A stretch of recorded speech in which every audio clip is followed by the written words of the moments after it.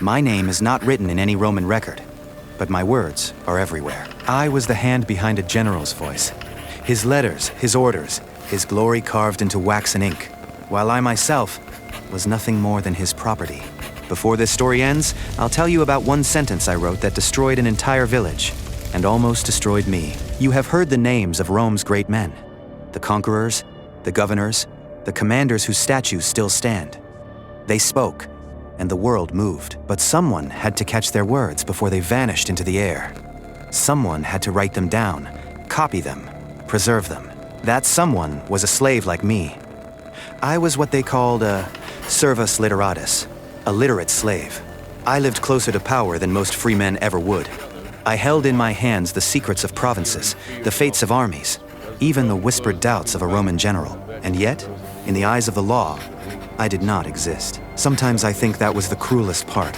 Not the blows, not the chains, but the quiet certainty that a mind like mine could be treated as if it were nothing at all. I was not born in chains. My first memories are of the sea, bright light on the water, my father's voice reciting verses in Greek, the rough feel of papyrus beneath my fingers as I traced letters for the first time. I grew up in a city of libraries and teachers, where words were a kind of magic, and to read was to hold the world in your hands. Then Rome came. I remember the day they breached our walls, the sky black with smoke, the streets full of screams, soldiers flooding through the gates in their iron and red. They looted temples and houses, dragged men and women into the open, sorted us like cargo. Those who could fight died quickly. Those who could work were chained. Those who could write were appraised like fine tools. One of the soldiers grabbed the scroll I had been clutching. He forced me to read a line aloud. When I spoke the words clearly, in both Greek and in my broken Latin, I saw his eyes change. I wasn't just another body to push into the mines. I was valuable. In that moment, I learned a strange lesson. The same gift that once made me free, my learning, could also make my chains tighter. Knowledge did not save me from slavery. It simply gave my captors a different use for me. Remember that moment, because years later, that same sharp memory for words would nearly cost me my life. And so, in the dust and blood of a conquered city, my mind bought me a different kind of prison. They sold me in a Roman market. I stood on a wooden platform under the hot sun. A tablet hung around my neck listing my qualities. Greek, educated, able to read and write. Men in white togas prodded my arms, tested my Latin, argued about my price, as if I were a horse. One man watched quietly. He was not dressed like the others. His cloak carried dust from the road, and the scar on his cheek cut a hard line down his face. Men called him General in hushed tones. He asked me a few questions in Greek, then in Latin. I answered each one, my voice shaking. He smiled, not kindly but with satisfaction. "This one will write," he said. "I'll take him." I did not know it then, but that choice would place me in the center of war councils, betrayals, and a conspiracy that would swallow us both. Sometimes I wonder, did I choose any part of my life after that? Or was I simply carried along by other men's decisions, like a word in a sentence someone else was writing? Just like that, my past life vanished behind me. I belonged to a Roman general. When a Roman general marched to war, he did not go alone. Behind the glitter of armor and the thunder of marching feet, there was another army. Cooks, body servants, grooms, messengers, and slaves like me. We followed the eagles into foreign lands, not to fight, but to make sure the machine of war kept moving. Our camp was a world of its own. Straight streets of tents, the smell of sweat and leather, the clang of hammer on iron. At the center stood the general's headquarters, part home, part throne room, part war office. That was my place. Inside that tent, I set out his writing tablets on a low table. I laid out the styluses, checked the lamps, prepared fresh wax. When he returned from inspecting the troops or speaking with his officers, dusty and impatient, I would be waiting, silent, ready, invisible. "Sit," he would say, "write this," and the night would begin. There, in that tent, I learned a terrible truth. The world can change because of a few lines scratched into wax by a man who owns nothing. I held the stylus, but not the decision. My hand moved. His will became law. Compared to other slaves, my life looked comfortable. I slept indoors, on a mat near the stacks of scrolls.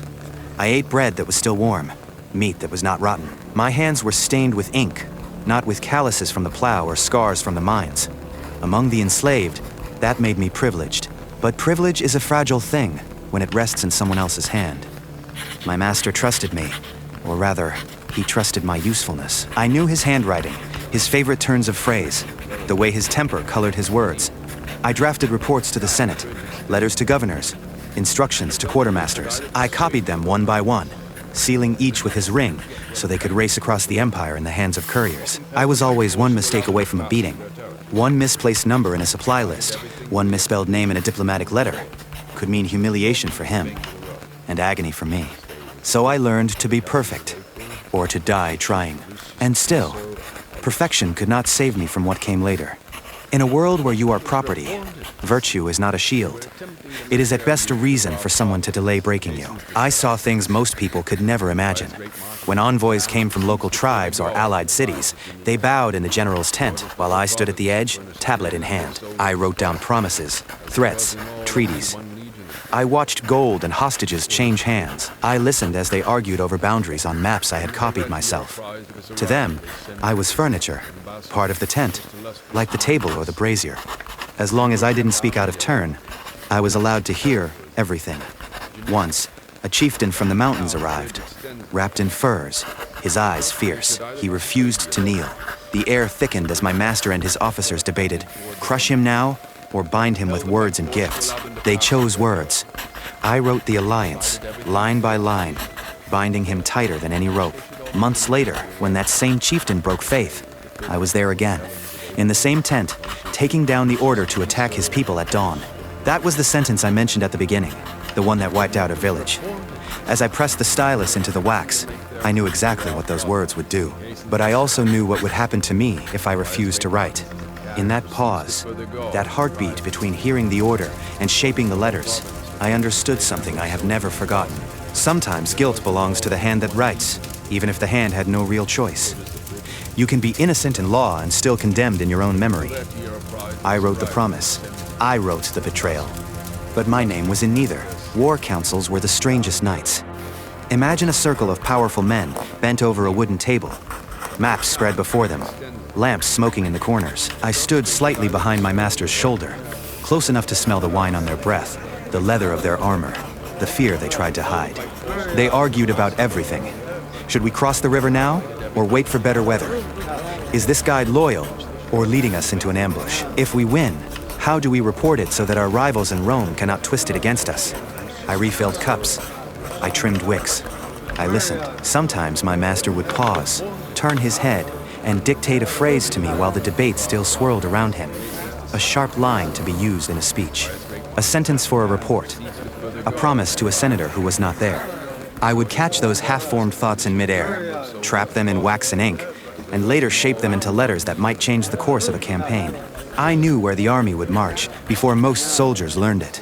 I knew which ally the general distrusted, which officer he secretly despised, which victory would be exaggerated and which defeat buried in careful language. And what I didn't know then was that this very knowledge, this invisible power, would make me dangerous in the eyes of Rome itself. Knowledge sat heavy in my chest. Knowledge and powerlessness.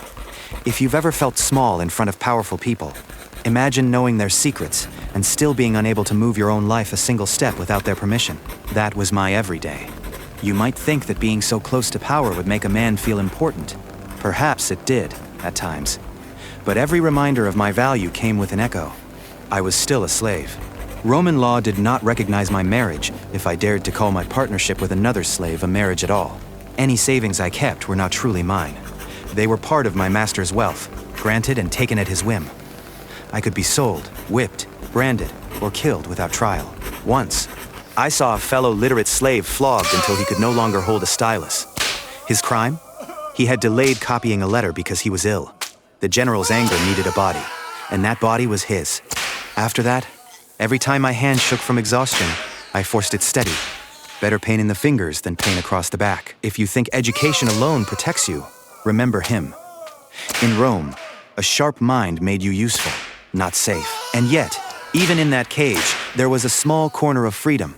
In stolen moments, when the general slept and the camp quieted, I read. He had scrolls he barely touched. Plays, histories, poems. To him, they were ornaments of culture. To me, they were oxygen. I read by lamplight until my eyes burned. Homer's heroes, speeches from Athens, even thinkers who questioned power and fate. Sometimes, I whispered lines to myself in Greek, the language of my childhood, letting it wash away the barked Latin of commands and reports. In those moments, I remembered that there was a time when my mind had belonged to me. It was a dangerous memory, because it reminded me that I was more than what Rome said I was. And yet, those same scrolls would soon be used as proof that I knew too much. Among slaves, we spoke often of freedom. We knew the word well, manumissio, release from the hand. Some of us hoped our masters would free us in their wills. Others dreamed of buying their own freedom through a hidden stash of coins, a peculium, saved from small gifts or bribes. For a man like me, close to the general, the hope felt almost within reach. He would say, some evenings, after too much wine, "You serve me well. One day, perhaps, I will make you my freedman. You will still work for my household, of course, but as a client, not a slave. Think of it. Your own lodging, perhaps even a wife chosen properly, under law." Each time my heart would leap. Each time the promise would dissolve with the morning. Hope became another kind of shackle, lighter, but no less tight. We were bound not only by fear of punishment, but by the dream that obedience today might buy us a different tomorrow. I clung to that hope, never imagining that his fall would come before my freedom. Then came the year, everything changed. Whispers began to spread through the camp. The general had enemies in Rome. Rivals accused him of corruption, of overreaching, perhaps even of treason. Letters flew back and forth faster than messengers could carry them. I wrote reply after reply, each one more urgent, more polished, more desperate. I saw the fear behind his eyes, though he never spoke it aloud. One night, well past midnight, soldiers stormed our tent, not our enemies, but our own. They seized chests of documents, letters I had written, accounts I had kept, secret notes he had dictated in half-drunk fury. They questioned me under torchlight. Did he plot against the Senate? Who did he write to? Do you remember the contents of this letter? And this one? And this? Of course I remembered.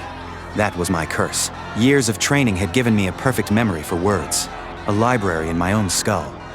I tried to answer without condemning him, but each hesitation earned me a blow. This was the moment my literacy, once my shield, became a weapon pointed at my own chest.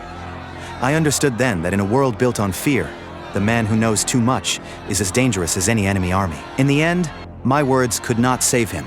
They stripped him of command. He died not on the battlefield, but in disgrace, his name spat out instead of praised. And me, I was simply reassigned. It is a strange feeling to watch a man who controlled thousands reduced to nothing, while you, who controlled no one, are carried on like a tool passed to a new hand. The general's household was broken up like plunder. His fine silver, his furniture, his horses, all taken, all divided. So too his slaves. I, who had once held the fates of provinces under my stylus, stood again on a platform, offered to the highest bidder. Another master bought me. Another house, another desk, another stack of tablets.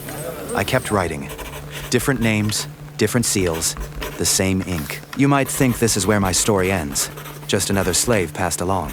But the truth is, this is where I finally began to understand what my life really meant. I realized that Rome could move me from tent to tent, from house to house, but it could not erase the fact that I had seen how power truly worked, not in statues and speeches, but in fear, in favors, in the quiet scratching of a stylus on wax. Now, when I look back, when my hand aches from years of gripping the stylus, when my eyes blur over yet another letter, I ask myself, what was I? Was I just a tool, no different from the wax tablet under my palm? Or was I something more, a silent partner in the making of history? Rome will remember my masters. Statues, inscriptions, lines in dusty books. Their deeds, wrapped in the language I chose for them, will outlive both of us. But me, I am a ghost inside their words. A shape you can't quite see, a presence you never knew was there. Every time you read a Roman general's letter, imagine the scene behind it. A dim tent, the murmur of distant soldiers, the flicker of a lamp. A tired man in armor pacing, dictating in bursts. And at the table, a slave, back straight, hand steady, capturing each phrase before it vanishes. A man who can read a world he does not own. A man who can write the fate of others, but never sign his own name. That was my life. So remember this. Empires are not only built by the men whose names are carved in stone, but also by the hands that held the stylus, the eyes that read the orders, the minds that turned power into words. Men like me, invisible, literate, enslaved,